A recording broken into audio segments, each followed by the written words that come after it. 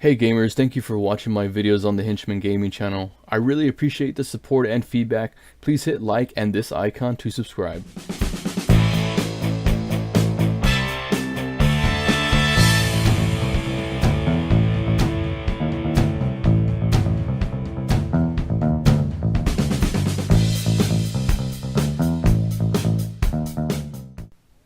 Hey gamers, what's good? Thanks for stopping by my channel. Today's review is on the SNES Mini.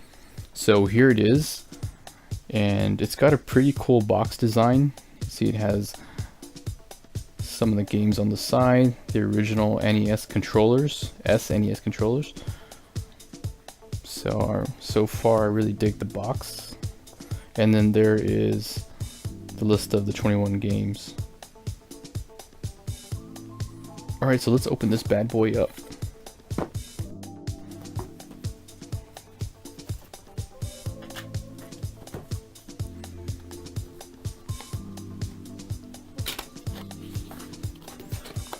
Okay.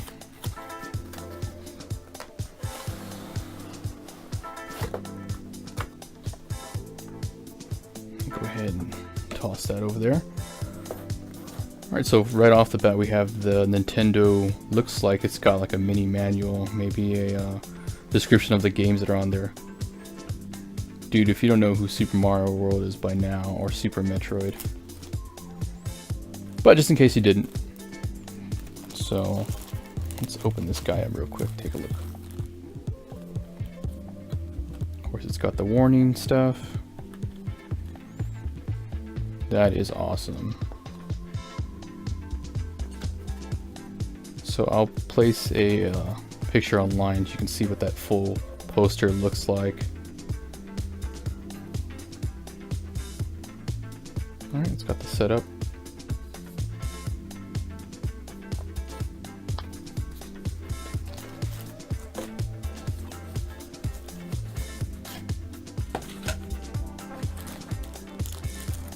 This looks like the power supply. Oh, that's cool. It's got the Nintendo logo on it.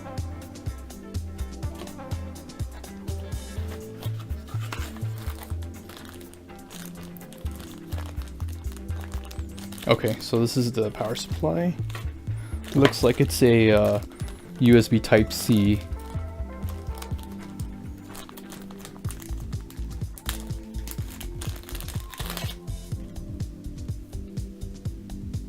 Yeah, definitely.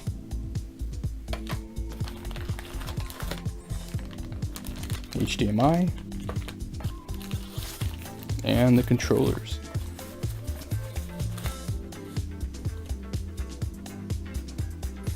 Okay, so I went ahead and stopped the video for a second so I can just unwrap that other plastic and you see all that. And this is just one of two controllers. You see there's the second controller right there. And right away, that probably looks familiar to you. It looks like the port for the Game Boy Advance. And this controller just feels amazing. It's absolutely an original from the Super Nintendo. Oh yeah. Just perfect. So they didn't skimp on any of the controllers at all. So that's cool. And now, drum roll please. Here is the SNES Classic.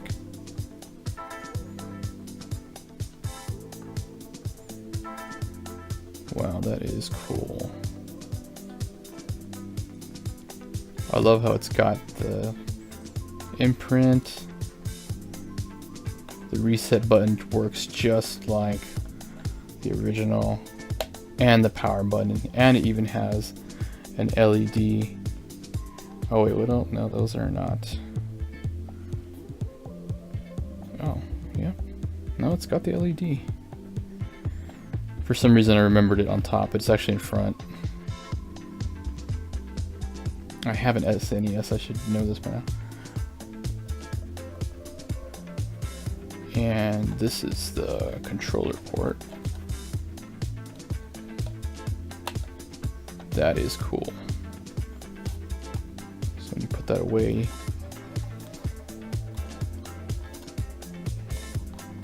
pull that out, there you go.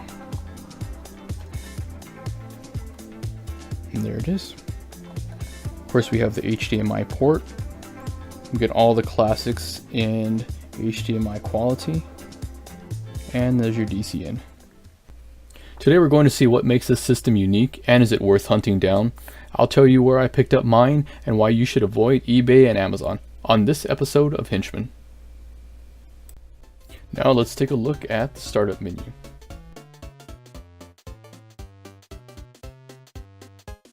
Here you can select your language, then accept.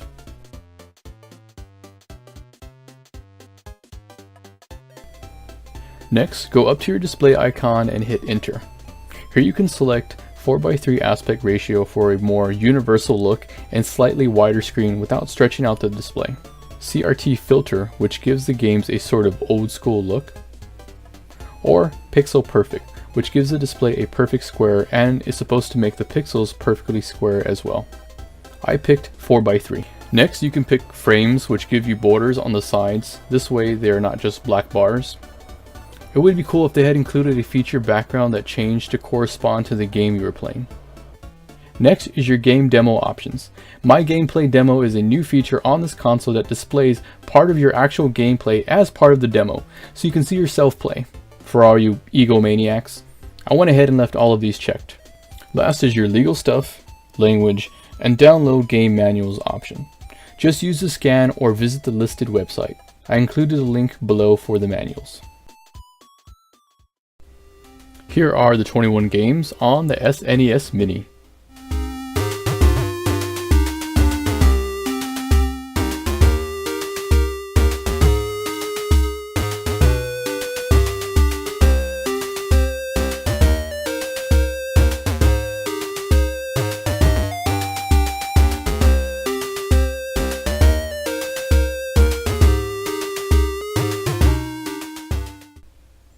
Remember this guy? How about him? You start the game, you have two guns now that you can switch back and forth. One a spread, the other maybe a homing missile. You picked him up after you shot down that flying football thing. Konami did it again. They topped themselves this time with this kick-ass, double-barrel, bomb-dropping, two-player side-scrolling genius of a game. The Contra series. Contra 3 being one of my favorites of all time. I nearly lost my mind when I first played this on the Super Nintendo. Mega Man X, Super Mario World, Yoshi's Island, they're all here. Okay, not all of them, but there are 21 hits on the SNES Mini along with some other cool features. Contra 3 starts things off. This side-scrolling shoot-'em-up platformer that doesn't disappoint. You can climb walls, use more powerful bombs, and hold two weapons at once. It is arguably the best of the Contra series. Next we have DK Country. If you haven't played this before, you are in for a real treat. You play as young Donkey Kong in this side-scrolling game. You have to battle your way through enemies in order to recover DK's stolen hoard of bananas, and man is this game fun. Diddy Kong, DK's nephew, helps you out along the way to King K. Rool, the final boss. After that we have Earthbound, or Mother 2 in Japan. It is an RPG where you collect melodies and eventually defeat alien Gaius? Did I say that right? Final Fantasy 3 or 6? I'll let you guys comment on this one. Next up is Fzero, a futuristic racing game that takes place in the year 2560. It has 4 cars to choose from, smooth controls, and is the standard for racing on the SNES. Next up we have Kirby Superstar. Yes, this little airbag is back on the Super Nintendo, inhaling enemies. This time he has the ability to absorb their power and use it against them. This one is actually a 8-in-1 game. Not to be forgotten, Kirby's Dream Course. Our favorite pink airbag returns with his own golf video game. This is an isometric perspective game where you, the player, use Kirby as the ball to score points. The Legend of Zelda: A Link to the Past. The third installment in the Zelda series, Link returns once more to fight against Ganon in order to save some damsels. All while on a top-down view with occasional side-scrolling, kinda like in The Adventures of Link. Mega Man X. One of the best in the series, Mega Man is revived in Mega Man X with more weapons, enemies, and some pretty kick-ass firepower. And of course, let's not forget the power-ups. This is such a great game. It really spawned a whole new series of Mega Man. Following Mega Man X, we have Secret of Mana. This sequel to Seiken Densetsu of Japan follows three heroes on their adventure to help save the world from an empire in this turn-based battle game.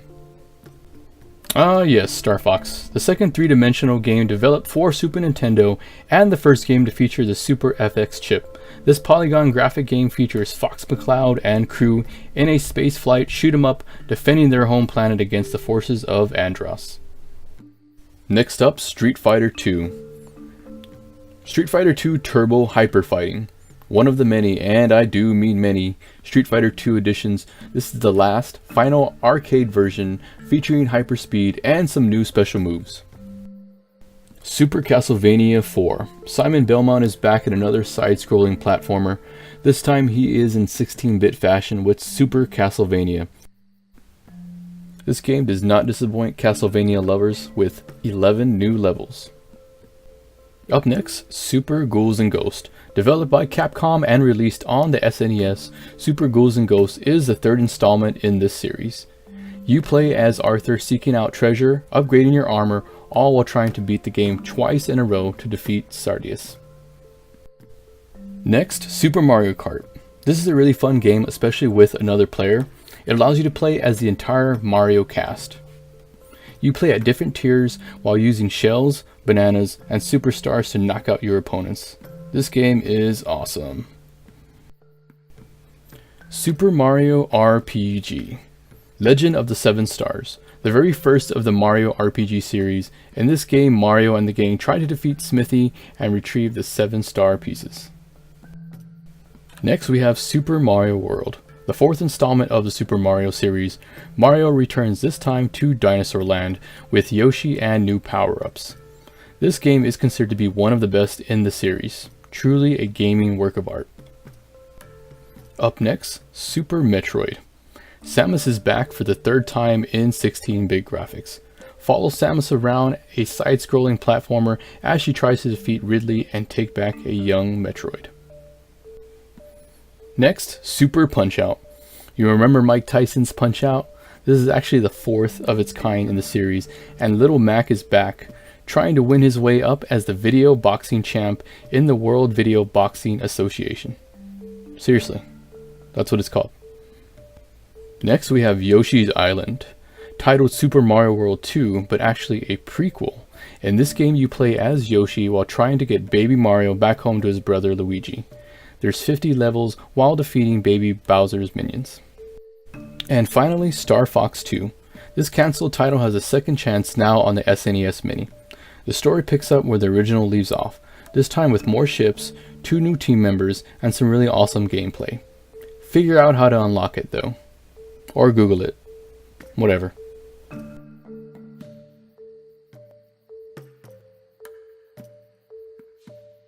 This is obviously not a full review of the games. It's really about the list of games and the gameplay authenticity. And with that, the design factor of the Super Nintendo Classic Mini. So how well made is this mini gamer? Well, Nintendo does not disappoint here. The plastic used on this console feels very strong and constructed well. It certainly has the same look and feel of the original SNES, right down to the power switch and reset switch. The reset switch has an added feature. We'll get to that later. The controllers look and feel just like the original. Some people did say the finish is not as glossy, and that might be true on the originals. Mine are worn, so I can't be 100% sure, but the controller feels and operates great, and I did enjoy the sturdy construction. These controllers are quality, authentic Nintendo controllers, and certainly better than any aftermarket ones I've used. So no shortcuts in the build, except for the cord length. The original cord length is 7.5 feet or 2.3 meters long. And on this model, it's 4 feet 7 inches or 1.4 meters long. Now that is quite significant. If you're like me and you want your console on your entertainment center or close to your television, you may end up placing this console on your ottoman or coffee table just to gain some extra cord length. Why not just make the cord the same length as the original? And yes, I know they are longer than the NES Mini, but so what? By the way, let's hope the summer model on the NES Mini has longer cords so we don't get screen burn-in our eyes. This is a chance to make sure the same mistake isn't made twice, Nintendo. While I'm on the subject of controllers, I think a better option would have been not to have the front cover. The look at first didn't bother me, but after a few weeks I decided I was not the biggest fan of the little pull down cover. I can see this possibly becoming an issue later. The controllers can be disconnected by squeezing the sides. I think that was a nice touch. And the power source is micro USB Type B, not C. It's 5 feet or 1.5 meters long, which if you factor in the controller cord length, it really can't stray too far from your television. But it does get the job done, and the power AC has the official Nintendo logo on it. The output is HDMI. This is convenient for today's televisions, plus gives us our old games in HD. The reset button I mentioned earlier serves two purposes. First, you can reset the console. Second, you'll notice that my game is still open. As long as you don't power off the console, you can go back to play where you first left off. You can also save your gameplay now. This feature is great, especially for those games that didn't save or have a password. First, I pause the game. Then I arrow down to the suspend point list. Then I hit Y to save, and then down arrow to lock the save. Then I power down my console and power it back up. Once back on the main menu, go to your suspend point list and select your save, and now you can pick up where you left off. And that's how the save feature works. The pros and cons of this system. It features some great titles. The games look great on high definition, the controls are authentic, and the console doesn't feel cheap. The save feature is a nice touch, and you can tell that this console and menu was designed by someone who knows games, cares about the system, and what gamers think. Let's go over some of the cons of the system. Longer cords would be nice. Maybe a few more games. Why not make it an even 24 or 30 titles like the NES Mini? It's not portable. The Nintendo Switch is a powerful device and has mobility, and a at-home game playing experience. This Mini is designed to look like the original, and I suppose for the price, mobility could be asking too much. But would you all pay a little more for a console that managed to look like the original, but at the same time have mobility and cost a little less than the Switch? Drop me a comment below on that question. Possible downloadable games would be a good feature to add as well. Another con is availability. This damn thing is hard to find. Gamers want this and scalpers know this, so eBay and Amazon are loaded with overpriced consoles. Amazon notification list doesn't work either. I guess they know these are overpriced and they don't notify you even when they are in stock. I purchased mine at Toys R Us, and Nintendo has assured us that they will make many more consoles, and the NES Mini is coming back in summer of 2018. So if you're a little patient, you can get it at retail instead of scalper price for both consoles. I give the Super Nintendo Mini Classic an 8 on the health meter. So gamers, drop me a comment, let me know what you think about this console. What games are missing from the SNES Mini? Other than the Switch or the 3DS, is there another console format we want to see? Or what if Nintendo released a all-in-one console? Leave me a comment on that one as well. Thank you guys for watching. Button mash that subscribe icon and like this video please. I always appreciate the support. Later guys, happy gaming.